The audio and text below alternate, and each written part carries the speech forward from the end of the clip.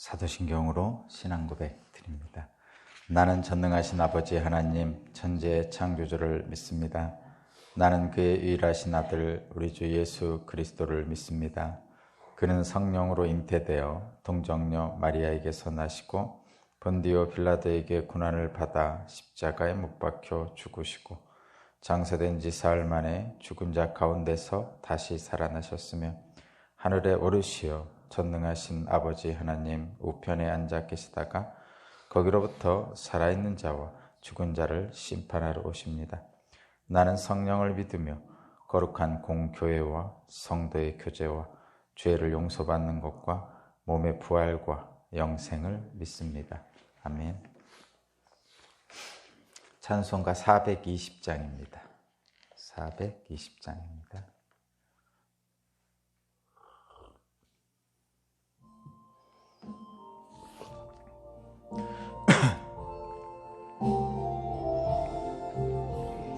너 성결케 위해 늘 기도하며 너 주 안에 있어 늘 성경 보고 온 형제들 함께 늘 사귀면서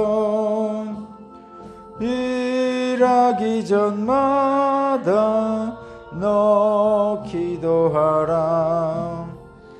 너 성결케 위해 내 머리 숙여 저 은밀히 계신 내 주께 빌라. 주 사귀어 살면 주 닮으리니 널 보는 이마다 주 생각하리. 너 성결케 위해 주 따라가고 일 다급하여도 당황치 말고 참 즐거울 때나 또 슬플 때나 너 주님만 믿고 늘 따라가라. 너 성결케 위해 늘 기도하며 내 소원을 주께 다 맡기어라.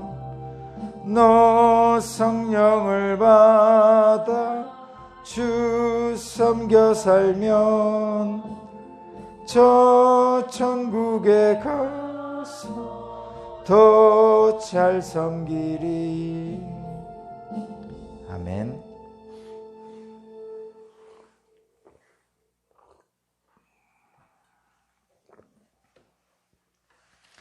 오늘 주신 하나님 말씀은 마태복음 25장 1절에서 13절 말씀입니다. 마태복음 25장 1절에서 13절까지 말씀을 제가 봉독하겠습니다. 그런데 하늘나라는 저마다 등불을 들고 신랑을 맞으러 나간 열처니에 비길 수 있을 것이다. 그 가운데서 5은 어리석고 5은 슬기로웠다. 어리석은 처녀들은 등불은 가졌으나 기름은 갖고 있지 않았다. 그러나 슬기로운 처녀들은 자기들의 등불과 함께 통에 기름도 마련하였다. 신랑이 늦어지니 처녀들은 모두 졸다가 잠이 들었다. 그런데 한밤중에 외치는 소리가 났다. 보아라, 신랑이다. 나와서 맞이하여라. 그때 그 처녀들이 모두 일어나서 제 등불을 손질하였다. 미련한 처녀들이 슬기로운 처녀들에게 말하기를 우리 등불이 꺼져가니 너희의 기름을 좀 나누어 다오 하였다. 그러나 슬기로운 처녀들이 대답을 하였다. 그렇게 하면 우리에게나 너희에게나 다 모자랄 터이니 안 된다. 차라리 기름 장수들에게 가서 사서 싸라. 미련한 처녀들이 기름을 사러 간 사이에 신랑이 왔다. 준비하고 있던 처녀들은 신랑과 함께 혼인잔치에 들어가고 문은 닫혔다.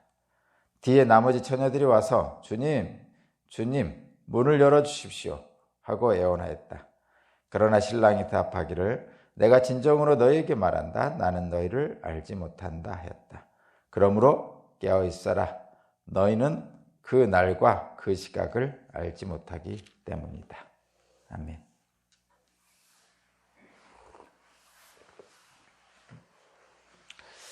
오늘 말씀의 제목은 그러므로 깨어 있으라 두 번째입니다. 그러므로 깨어 있으라 두 번째입니다.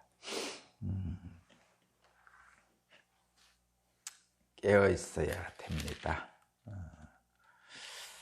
깨어 있어야 되는 이유는 그날과 그 시각을 모르기 때문이죠. 모르기 때문이다. 그날과 그 시각을 모르기 때문에 깨어 있어야 됩니다. 어제의 말씀과 특별히 다른 결론은 없습니다. 그러나 이 말씀을 통해서 이 비유를 통해서 여러분이 깨달아야 될 것은 깨어 있다는 게 뭔가 다시 한번 확인하는 시간이 됐으면 좋겠습니다. 오늘은 그 유대인들의 어떤 결혼 풍습에 대해서 알지 않으면 이 말씀을 이해하기가 좀 쉽지 않죠. 대체적으로 좀 유사하죠. 결혼은 모든 인간이 행해야 되는 대표적인 일 중에 하나이기 때문에 모든 인간들은 어떤 지역이든 시대를 불문하고 거의 유사한 것이 결혼 풍습, 그다음에 장례 풍습 이런 것은 기본적인 조건이 비슷하기 때문에 비슷합니다. 물론 다른 경우도 있죠. 그러나 그 기본적인 행위에 대한 수행이나 이런 것들은 유사합니다. 특별히 유대인들의 결혼 풍습은 유대인들뿐만 아니라 그 지역 사람들이 거의 비슷합니다. 그러니까 팔레스타인 지역에 사는 유대인들, 그리고 그 팔레스타인 사람들, 그다음에 옆에 요르단, 시리아, 이집트 이쪽 고대 근동 지방의 결혼 풍습은 많이 비슷합니다. 유사합니다. 대체적으로 결혼은 일륜지 대사죠.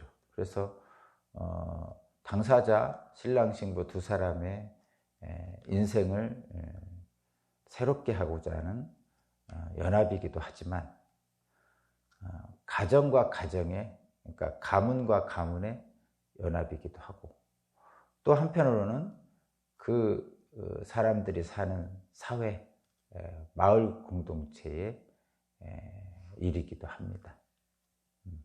크게 보면 민족의 일이기도 하고 이렇게 되지만, 이제 대체적으로 거기에 참여하는 사람들의 그 범위를 놓고 보면 어쨌든 마을 잔치죠. 동네 잔치까지는 가능한 것입니다. 그래서 많은 사람들이, 그를 아는 사람들, 관계된 사람들이 다 참석하는 것이 혼인 잔치입니다. 결혼입니다. 유대인들도 좀 그랬습니다. 예전에 우리나라 결혼 풍습을 저 어렸을 때 보면 마을 잔치를 합니다. 신랑 집이든 신부 집이든 떠들썩하게 하죠. 떠들썩하게 하고 결혼식 날 전날부터 결혼식 날, 그리고 결혼식 다음 날 계속 전을 부치고 잔치 준비하고 또 먹고 마시고 이렇게 합니다. 그래서 우리나라도 2, 3일은, 길게는 5일 이렇게까지도 그 집에 가면 음식과 술을 내오는 그런 잔칫날이었습니다.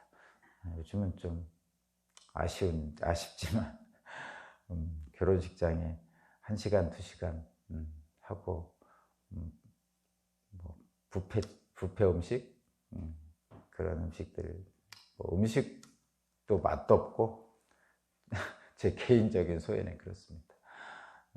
결혼식에 대한 어떤 의미도 축소되고, 또 그것을 축하하는 하객들의 범위도 축소되고, 여러 가지로 그 결혼식의 의미가 많이 퇴색되어 버렸습니다. 그래서 좀 안타깝긴 하죠. 가능하면 좀 잔치, 정말 마을 잔치로 했으면 좋겠어요.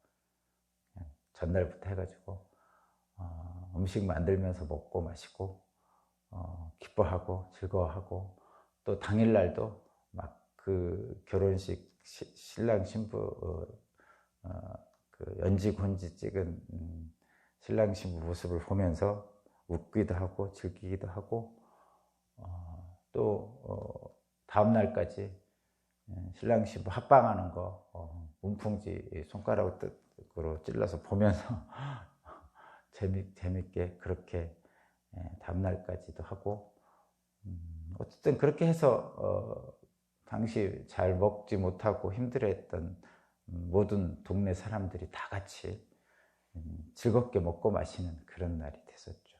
뭐 2, 3일은 좋게 그랬던 것 같아요. 동네 부잣집에서 하면 천막도 쳐놓고 풍악도 울리고, 뭐 결혼식장에 뭐 말하자면 노래꾼도 부르고 뭐 이렇게 했던 것 같아요. 아주 재밌었습니다. 저희 집이 부잣집은 아니었고 되게 가난했는데, 어쨌든 결혼식을 하면 풍성했습니다. 저한테까지도. 저같이 어린, 그 당시에 제가 5살, 6살 이때에도 저한테까지도 풍성한 날이었어요. 그립습니다. 근데 그런 그 신랑 신부의 일에 우리나라도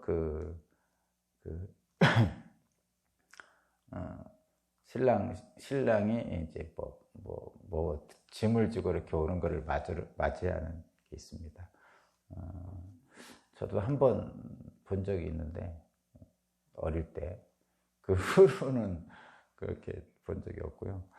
막 떠들썩합니다. 결혼식 하는 그 집에 이제 전날인가 전전날인가 이렇게 왔던 것 같아요.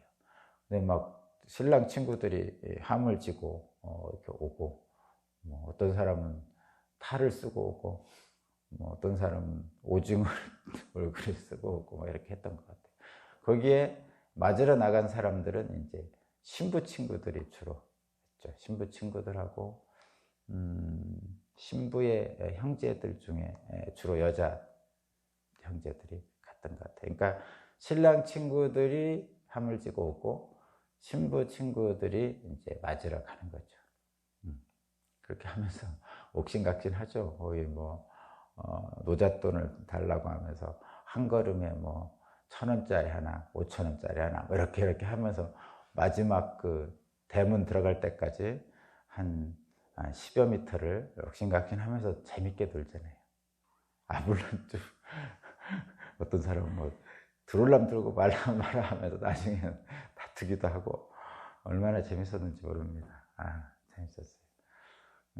그렇게 하면서 신랑 신부들이 재밌게 노는 장면을 주변에서는 다 쳐다보고 그렇게 했었습니다.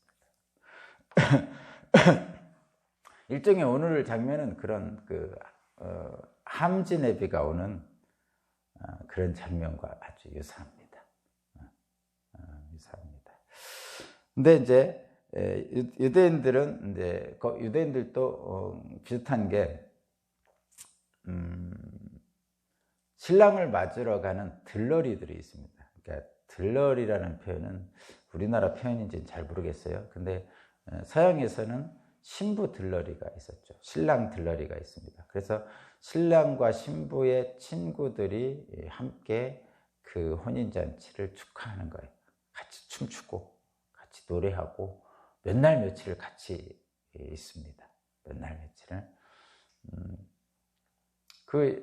그들은 이제 계속 이제 결혼식 날 전날까지 계속 신랑 신부가 같이 있고, 그리고 나서 이제 혼인잔치에 참석하는 거죠. 그리고 신랑 신부들 뿐 못지않게 신랑 신부 들러리들도 멋지게 옷을 차려입고 가죠. 지킬 수 있어요. 그리고 거의 뭐 신랑 신부와 같이 즐기고 기뻐하고 먹고 마시고 그렇게 합니다. 그러니까 오늘 본문에서도 이 들러리에 대한 말씀인데, 특히 신랑을 맞이하러 가는 그 신부 들러리들의 이야기입니다. 근데 결론은 그거죠. 신부 들러리가 준비를 잘 한 사람들은 그 혼인잔치에 참석해서 혼인잔치를 먹고 마시고 즐기는 일에 참석하고, 준비가 잘 준비를 잘 못한 그 들러리들은 혼인잔치에 참석 못한다는 거죠. 사실은 가장 중요한 것은 혼인잔치에 참석하는 거죠. 근데 어떤 들러리는 참석하고 어떤 들러리는 참석 못한다. 뭐 이런 얘기가 이제 결론입니다.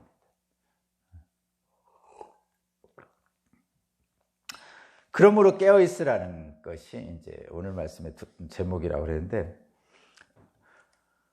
유대인의 결혼 풍습 지금 제가 말씀드렸고요. 처녀를 그 처녀라고 표현하나요? 여기서는 그 들러리들을, 그러니까 그러니까 신부 들러리들을 처녀라고 하는데 10처녀가 있었다고 합니다. 뭐 10처녀 중에 5처녀는 어리석은 처녀고, 또 나머지 5처녀는 슬기로운 처녀다, 지혜로운 처녀다, 이렇게 표현하면서 얘기합니다.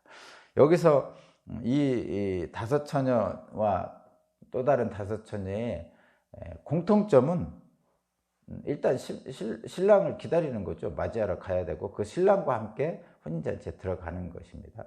그래서 등불을 준비했죠. 밤늦게 온다고 그러니까 등불을 준비했습니다. 그런데 차이는 뭐냐면, 어리석음과 슬기로움의 차이는 뭐냐면, 등불은 다 같이 준비했을 때 여분의 기름을 준비한 처녀들이 있었고, 여분의 기름을 준비한 처녀들이 있었던 거죠. 그러니까 어리석다와 그 슬기롭다의 차이는 여분의 기름입니다. 여분의 기름. 이들의 공통점은 이거죠. 이들의 목적이 공통점입니다. 10처녀의 공통된 목적은 뭐냐면, 혼인잔치에 참여해서 신랑과 신부와 같이 함께 즐기는 거죠. 기쁨을 나누는 겁니다. 그것이 목적이고, 그 다음에 또 공통점 하나가 뭐냐면, 이 슬기로운 5처녀와 그 어리석은 5처녀의 공통점은 뭐냐면, 신랑이 늦게 오는 거예요. 그래서 결과적으로는 다 피곤해서 졸다가 잠이 드는 거예요. 자, 여기서 저와 여러분들의 저와 여러분들에게도 공통된 거예요. 이건 공통된 게 뭐냐면, 첫 번째는 목적이 공통됩니다. 어리석은 처녀나 슬기로운 처녀나 목적이 공통돼요. 혼인잔치에 들어가려는 거죠. 저와 여러분들도 목적이 공통되죠. 남자나 여자나 나이 드신 분이나 젊은 사람이나 예수를 믿는 목적은 공통됩니다. 예수님과 함께 기뻐하며 즐거워하며 하늘나라의 기쁨을 나누며 사는 거죠. 그것이 목적입니다. 물론 거기에 따르는 다양한 원하는 것은 다 각자 다를 수 있지만, 공통 목적은 뭐예요? 예수님과 함께 기뻐하며 즐거워하며 사는 거죠. 예수님으로 인해서. 근데 또 마찬가지로 이 사람들도 장애물이 있었는데 밤이 늦어지니까 졸립죠. 그래서 잠들었단 말이에요. 저와 여러분도 마찬가지죠. 신앙생활 하다 보면 많은 장애물을 만나게 됩니다. 근데 그 장애물은 공통적이에요. 잘 보면. 그래서 다른 사람을 비난할 게 없어요, 사실은. 뭐 신앙생활을 잘 못한다고 다른 사람을 비난할 게 없어요. 뭐 초신자 때 수신자가 뭐 신앙의 연수가 많으신 분들보다 잘할 수가 있겠어요. 물론 열심히 잘하는 분도 있겠지만 대부분은 그렇지 못하죠. 뭐 5살짜리는 5살만큼 하는 거고요. 중학생은 중학생만큼 하는 거고, 대학생은 대학생만큼 하는 거죠. 장성한 분량까지 잘한 신앙인은 그만큼 하는 거죠. 그래서 중학생이 초등학생 보러 넌 웬 그거밖에 못하냐고 말하는 것은 그렇게 현명하지 못하죠. 그러니까 중학생으로서 아직 성숙하지 않은 믿음을 가지고 있기 때문에 초등학생 신앙을 가지고 있는 사람에게 막 이렇게 지적을 하는 거예요. 뭐 근데 그런 장면도 또 하나의 지나가는 과정이죠. 그죠? 뭐 중학생인 그 지적하는 사람이 초등학생일 땐 지적 안 당하겠어요? 중학생인 그 신앙의 수준에 있는 사람이 고등학생한테는 안 지적당하겠어요? 다 그렇게 하는 거죠. 그렇게 되는 겁니다. 다만 그 지적당한 초등학생이 괜히 또 실족할까봐 이제 걱정하는 거죠. 그런데 걱정할 거 없습니다. 걱정할 거 없어요. 그거 다 그러면서 잘하죠. 초등학교 때 고학년한테 얻어맞으면서 잘하기도 하고, 그렇죠?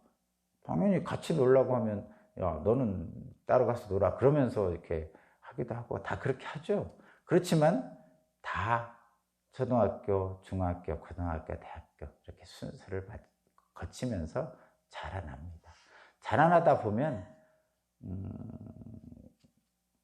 처음에는 그런 지적을 당했던 사람들도 다 성숙해지게 돼 있어요. 너무 그런 쪽에 민감하게 생각할 필요 없습니다. 그래서 제가 교회의 지도자로서, 우리 교회 담임 목사로서 뭐 그렇게 교우들끼리 뭐 서로 다투고 그래도 사실은 저는 뭐 그냥 지켜보죠. 누가 잘잘못을 했다고 얘기할 수가 없어요.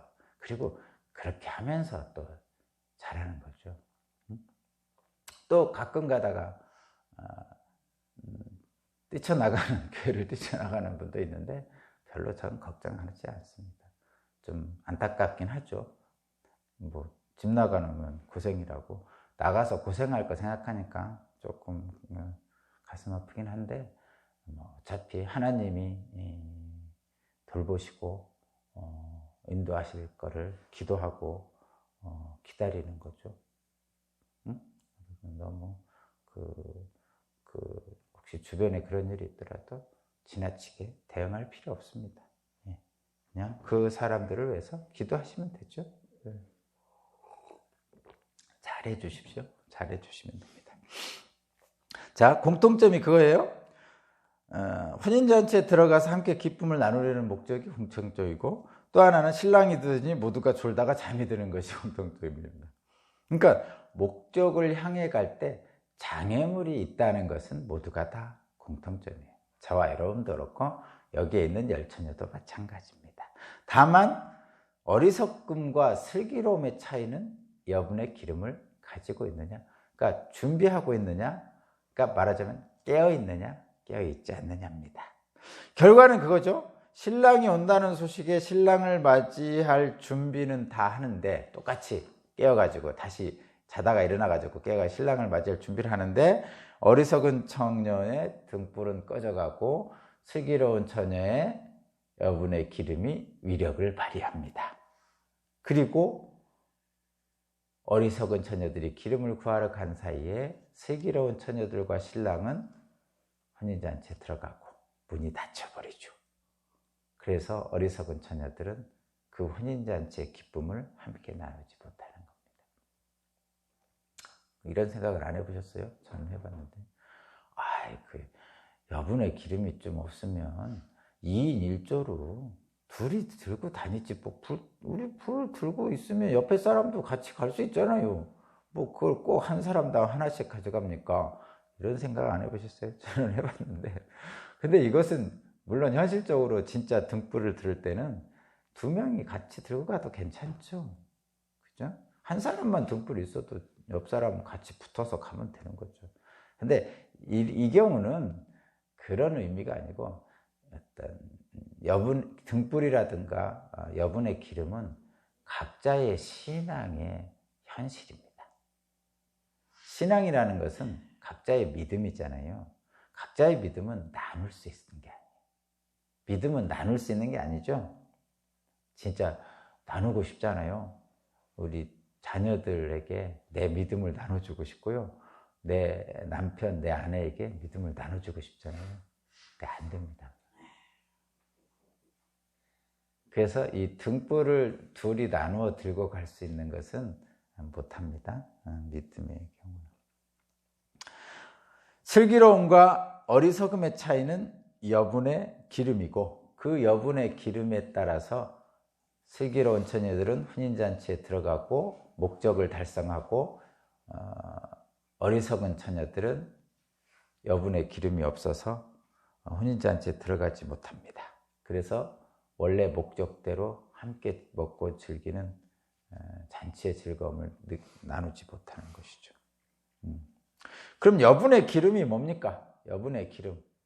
여분의 기름. 여분의 기름은 혼인잔치에 함께 하기 위한 목적을 달성하려고 하는 어떤 준비죠. 준비. 대비하는 거예요. 준비고 대비예요. 근데 이게 준비고 대비인데 도대체 이게 뭡니까? 여분의 기름. 이 어리석은 처녀와 슬기로운 처녀의 차이. 한쪽은 혼인잔치에 들어가는 목적을 달성하고 한쪽은 그렇지 못했는데, 도대체 이 여분의 기름, 준비, 대비는 도대체 뭡니까? 이건 이런 겁니다, 여러분. 이건 나눌 수 없는 거라고 그랬죠? 여분의 기름은 이건 믿음이죠. 믿음인데 어떤 믿음이냐면 상황에 왔다 갔다 하지 않는 믿음을 준비하는 거죠. 그러니까 저와 여러분들은 주변의 상황에 따라서 왔다 갔다 합니다. 심지어는 어떤 일이 벌어지면 자꾸 그 상황 탓하고 환경 탓하고 주변에 있는 남 탓하고 막 그럽니다. 가끔 당신 때문이야, 모든 게 다 당신 때문이야, 이렇게 하는 것들이 있잖아요. 그렇잖아요. 그거죠.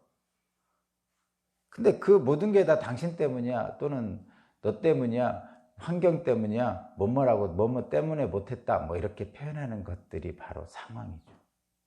상황과 조건. 근데 상황과 조건은 맨날 바뀌죠. 어떤 사람은 낮이라서 못했어. 어떤 사람은 밤이라서 못했어.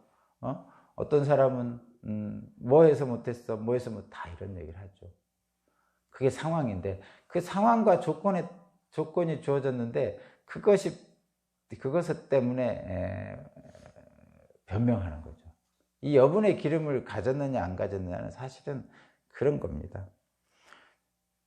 우리에게는 많은 상황이 주어집니다. 예상된 상황이 있고 예상치 못한 상황이 있습니다. 그렇죠? 사실은 이 신랑을 맞이하는 이 부분에서는 사실은 다 예상할 수 있는 거잖아요. 신랑이 언제 올지 모르죠. 예수님 언제 올지 모르죠. 그러니까 어떡하라는 얘기예요? 여분의 기름을 준비하고 있어야죠.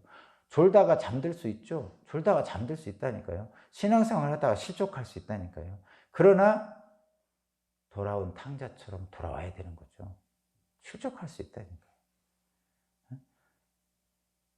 밤늦게까지 신랑이 안 올 수도 있어요. 그런데 그런 상황 때문에 졸다가 잠들 수 있다니까요. 우리들도 다. 그렇지만 온다는 소식을 들으면 깨어서 맞이하러 갈 수 있어야죠.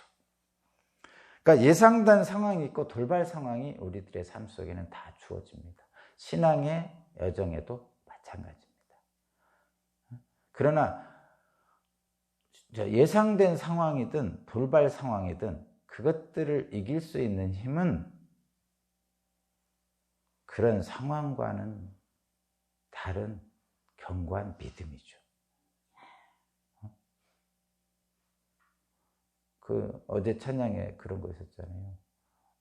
세상 풍조는 나날이 변화해도 나는 내 믿음 지키리니. 그거죠, 이게 지금. 그래서 최근에 코로나19 때문에 기독교인들이 많은 비난을 받고 있죠.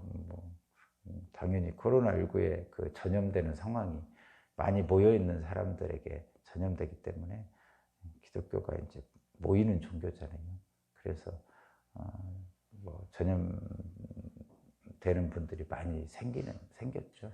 그러다 보니까 사람들이 어떤 비난의 대상이 되기도 하죠. 그런데 신앙생활을 하다 보면 또는 그냥 인생을 살다 보면 그런 예상치 못한 상황, 예상된 상황 이런 것들 그렇지만 어쩔 수 없이 해야 되는 상황 다양한 상황들이 있죠. 그때마다 그러면 그 상황들을 다 변명해야 됩니까? 핑계대야 되나요? 핑계할 수 없는 거죠. 신앙은 핑계할 수 없는 것입니다. 신앙은 그 어떤 경우에도 핑계할 수 없는 거예요. 왜냐하면 그것은 신앙이니까, 믿음이니까. 너 때문에 그랬어. 뭐 때문에 그랬어? 이런 것들은 핑계하는 거죠. 그래서 핑계 없습니다. 예수님은 핑계하지 않으시고 끝까지 자기 길을 가신 대표적인 분이시죠. 그러니까 죽기까지 복종하시죠. 참 사실은 예수님처럼 죽기까지 복종한다는 것은 어려운 일이지만 예수님이 가신 길을 가고자 하는 제자들은 가능한 거죠. 자, 여분의 기름은 어떤 닥쳐온 상황에, 예상한 상황, 예상치 못한 상황에 내가